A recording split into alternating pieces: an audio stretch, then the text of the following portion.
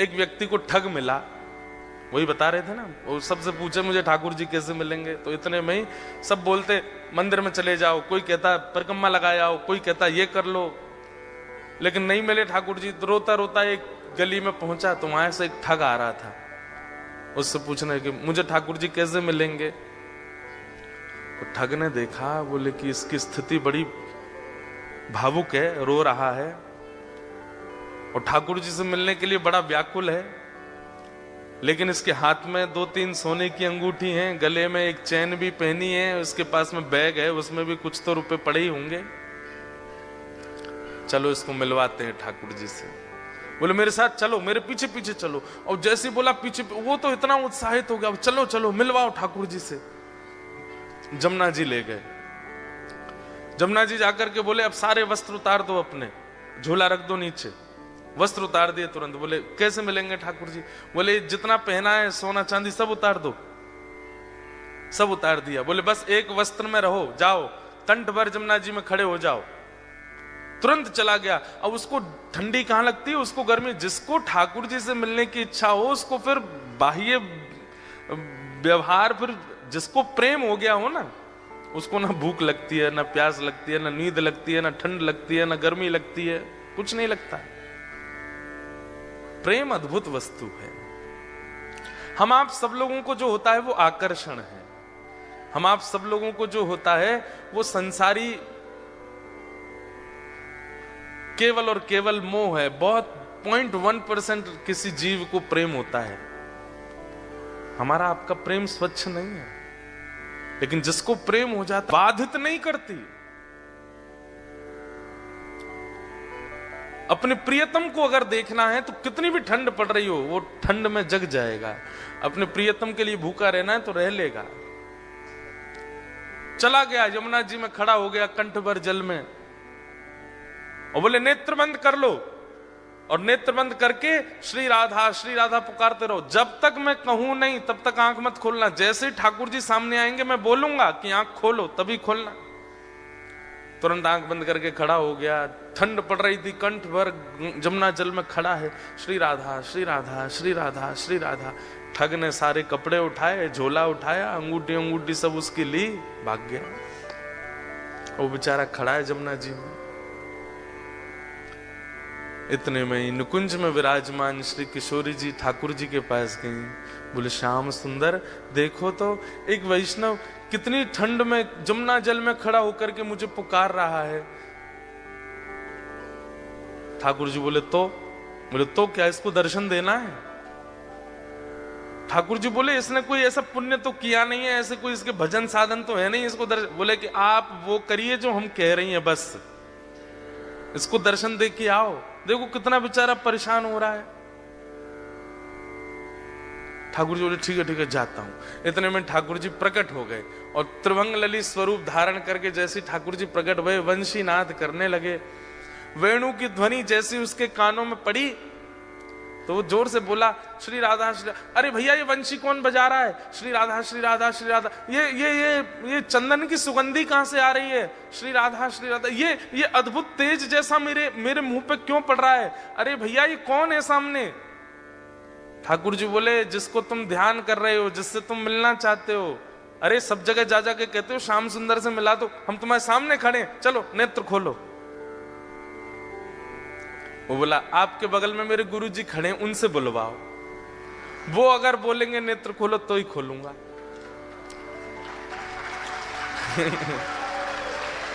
ठाकुर जी आप आ गए, बहुत अच्छा किया आपने अपने वचन का निर्वहन किया, पर आपके बगल में मेरे गुरु जी खड़े हैं, वही मुझे लेकर के आए थे। उन्होंने ही कहा था जमुना जी में खड़े हो जाओ, राधा राधा जपो। गुरु जी कहां गए मेरे? बोले कि यहां कोई गुरु गुरु नहीं है। अरे मेरे गुरुजी वहीं होंगे, वही मुझे गली में मिले थे, वही मुझे लेकर के आए थे। ठाकुर जी बोले वो कोई गुरु गुरु नहीं है, ठग है, एक नंबर का ठग। तो वो जो खड़ा था जमुना जी में बोला सुनो, मुझे पता है आप ठाकुर जी नहीं हो। क्यों? मेरे गुरु की निंदा कर रहे हो? चले जाओ यहां से, आप ठाकुर जी नहीं हो सकते। जिन गुरु जी ने आपसे मिलवाया या आपको मेरे सामने भेजा भी, उन्हीं गुरु की निंदा कर रहे हो, मुझे आपको नहीं देखना। ठाकुर जी बोले बड़ा पागल है, हमको क्या जम जा सर्दी में। ठाकुर जी वापस आ गए। श्री जी बोली दे आए दर्शन। अरे श्री जी कैसे पागलों के पास भेज देती हो आप, मैं 20 मिनट से वहां खड़ा था, उसको बोल रहा था नेत्र खोल करके दर्शन कर ले, मेरे यूं कह रहा बगल में गुरु जी होंगे उनसे किब्बाओ। उसका गुरु वो ठग है, एक नंबर का चोरी करता है, ब्रजवासियों की चोरी करता है। उसको तो किसी दिन बताऊंगा मैं, उसको गुरु माने बैठा है। इनको इतनी बुद्धि नहीं किसको गुरु बनाना चाहिए, किसको मानना चाहिए, उसकी बात मान के बैठा है। श्री जी बोली या तो उसको दर्शन दे के आओ, नहीं तो हम नाराज हो जाएंगे। उसको दर्शन दो। बोले अरे वो गुरु की आज्ञा मानेगा। बोले तो गुरु को खोजो, पहले गुरु से बुलवाओ कि आंख खोल, दर्शन दे के आओ। ठाकुर जी बोले हे श्यामा जी आप कितनी भोली हो, कितनी सीधी हो, बताओ उस ठग ने जीवन में कुछ अच्छा नहीं किया, उसको मेरे दर्शन करवा दो। ठाकुर श्री जी बोली आप ये विचार क्यों करते हो कि किसी के पास योग्यता होगी तो ही दर्शन दोगे, अयोग्यों को दर्शन नहीं दे सकते। हमारे ब्रज में एक कथा बताते हैं कि जन्माष्टमी पहले आती है राधाष्टमी से। तो जन्माष्टमी पर एक होड़ होती है हमारे ब्रज में कि जन्माष्टमी बड़ी होगी कि राधाष्टमी बड़ी होगी, किसमें ज्यादा धूम मचेगी, इसकी होड़ होती है बड़ी। और ये होड़ आज से नहीं चल रही है, ये हमेशा से है। तो जब ठाकुर जी और श्री जी धराधाम पे लीला कर रहे थे तब की एक ऐसी लीला है कि सारे ग्वाल बाल जो हैं ये प्रतिस्पर्धा में तैयारियां करते हैं कि अरे ललिता आवेगी, विशाखा आवेगी, चंपकलता आवेगी, इंदुलेखा आवेगी, सबरी आकर के देखेंगी और जैसे ही लाला की वैभव को दर्शन करेंगी आंख खुली रह जाएंगी उनकी। और ये सब भी जब जाती हैं ना ठाकुर जी के जन्माष्टमी उत्सव में तो जाकर के देखती हैं इनने जैसो क्यों या से 21 करनी है राधाष्टमी की तैयारी। तो अब की बार मधुमंगल श्रीदामा तन सुखा मन सुखा धन सुखा बोले लाला अब की बार कछु ऐसो करें कि हमारो लाला दानवीर दिखाई दे, हमारे लाला खूब दानी है ऐसा अनुभव हो।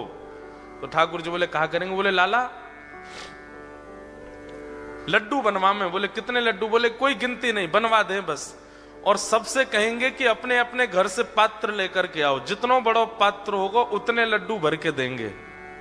बरसाने वाली की आंख खुलनी चाहिए, देखो हमारो लाला कितनो दानवीर, कोई इतनी बड़ी परात लेके आवेगा तो वो भर के देंगे, और कोई छोटी कटोरी लेके आवेगा तो वो भर के, जितना बड़ा पात्र उतने लड्डू भर के देंगे। सब लोग इधर देखो। श्री जी आई सब सखीन के साथ। तो जैसे ही श्री जी पहुंची तो सब सखा सवरे सिर उठा के खड़े, देखिए हमारे लाला के कैसो दानवीर है हमारो लाला। सब लोगन को लड्डू भर भर के दे रहे हो, जितने बड़े बड़े पात्र। आप सबको ब्रजभाषा समझ आ रही है? आ रही है? बोले हमारो लाला देखो आपने, जितने बड़े बड़े पात्र सब लेकर के आ रहे हैं, सबन को भर भर के दे रहे है।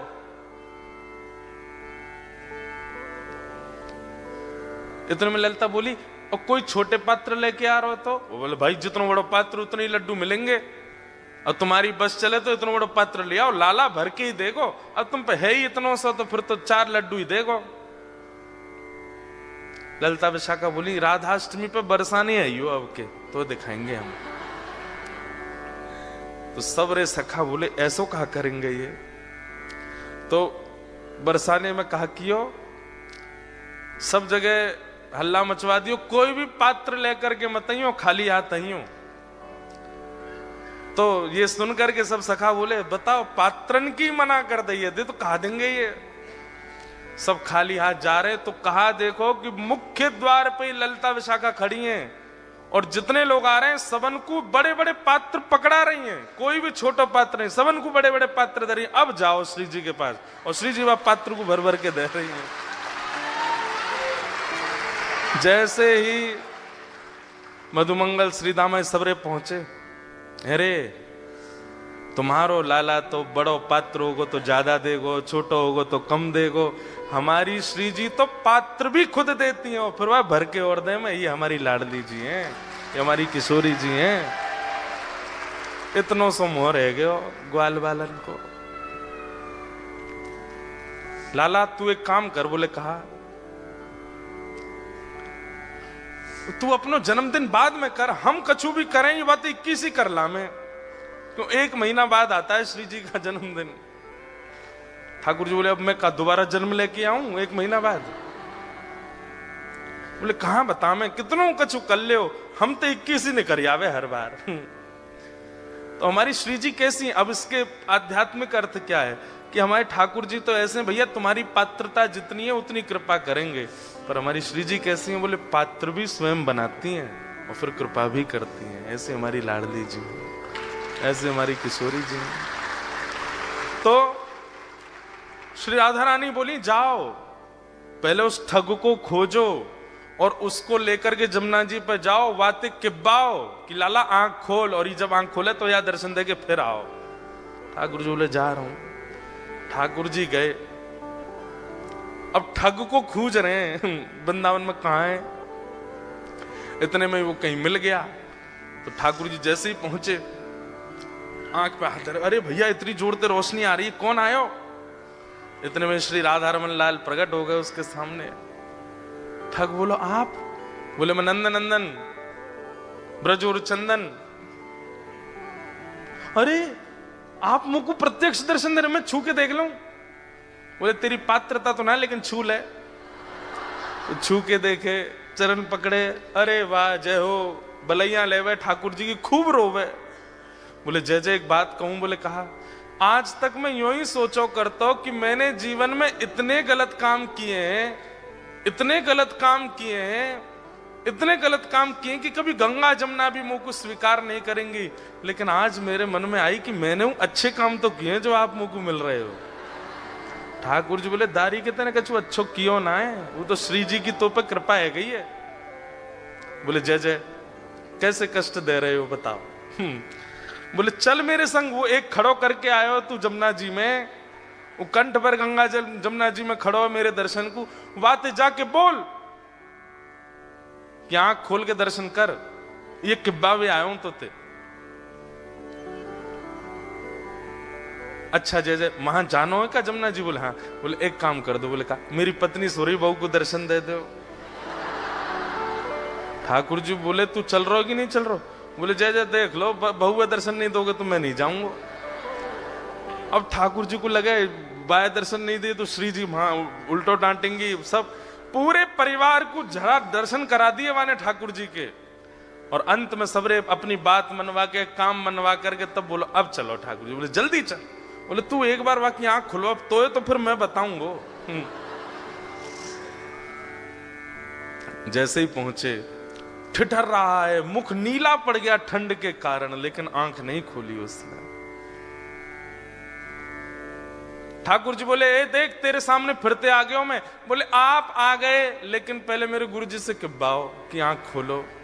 बोले चल इसको बोल, आंख खोलने के लिए बोल। अरे भैया तेरे सामने साक्षात जगत नियंता जगदाधार साक्षात ठाकुर जी खड़े हैं, तू जल्दी नेत्र खोल के दर्शन कर ले। जैसे ही उसने नेत्र खोले, श्याम सुंदर खड़े हैं, मधुर वेणु बजा रहे हैं, त्रिभंग लली हैं, मोर मुकुट पहना है, सुबह से श्रृंगार करके डोल रहे ठाकुर जी मेरे दर्शन करे वो। उसने कही जय जय मैं आपको प्रणाम कर लूं। बोले जल्दी आप प्रणाम करो। बोले गुरु जी से किब्बाओ पहले। बोले इसको बोल मुझे प्रणाम करे। बोले आओ भैया प्रणाम करो। बाहर आकर के उसने प्रणाम किए, फिर गुरुदेव को प्रणाम।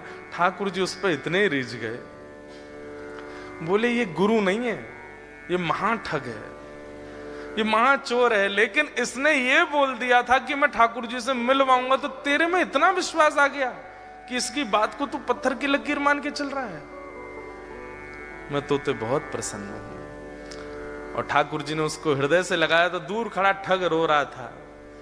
बोले जय जय आप इसको इतना प्रेम क्यों करो? बोले है ही इतना प्रिय। बोले बनाया तो मैंने ना, प्रेमी तो मैंने बनाया, मुझे भी हृदय से लगा लो। ठाकुर जी बोले तू भी आ, और पकड़ करके दोनों को हृदय से लगाया और दोनों को निकुंज लीला में लेकर के गए, और वहां श्री जी ने फिर कृपा करी। भगवत दर्शन भैया, सूरदास जी के इस पद को आप अन्यथा मत लिया कीजिए। सूरदास जी स्पष्ट कहते हैं इस कलिकाल में और कोई साधन ही नहीं है, साधन और नाहिया कली में जासो होत निवेरो भरोसो दृढ़ चरणन केरो।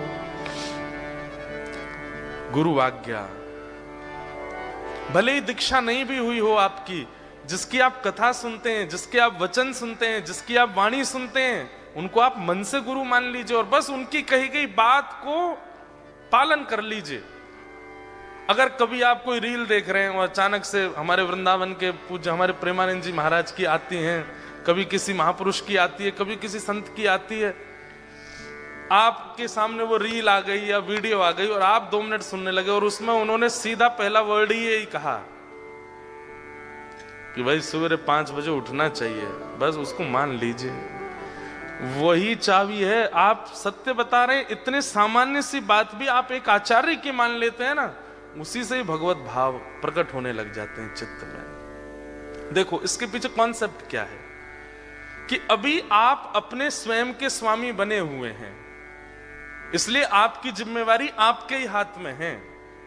गलत करोगे तो भी आपको भोगना पड़ेगा, अच्छा करोगे तो भी आपको ही मिलेगा, सब कुछ आप अपने स्वामी बने हुए हो। लेकिन जैसे ही आप किसी के आसरतु होते हैं, जैसे आप किसी का आश्रय ग्रहण करते हैं, उसकी बात को मानना प्रारंभ कर देते हैं और वो व्यक्ति वैष्णव है, ठाकुर जी का भक्त है, तो फिर ठाकुर जी को चिंता होती है कि अरे बताओ, ये इतनी दूर ऑस्ट्रेलिया में रहता है, इतनी व्यस्त क्रम में रहता है और फिर ये मेरे एक वैष्णव की बातें मान रहा है, अगर इसका कल्याण नहीं हुआ तो इस वैष्णव और मेरी इस पर कृपा और मेरा ये आश्रय है, इस पर अविश्वास हो जाएगा, इसलिए इसकी बातें पूरी करनी चाहिए। तो इसलिए आप जब किसी गुरुआश्रित हो जाते हैं तो ठाकुर जी को चिंता होती है कि भाई ये गुरु आज्ञा मानता है और अगर इसका कल्याण नहीं हुआ तो गुरु शिष्य परंपरा नष्ट हो जाएगी, इसलिए ठाकुर जी फिर कृपा करते हैं। तो चाहे सूरदास हो, चाहे कुंभनदास हो, चाहे रैदास हो, चाहे मीराबाई हो, सबको दर्शन गुरु कृपा से।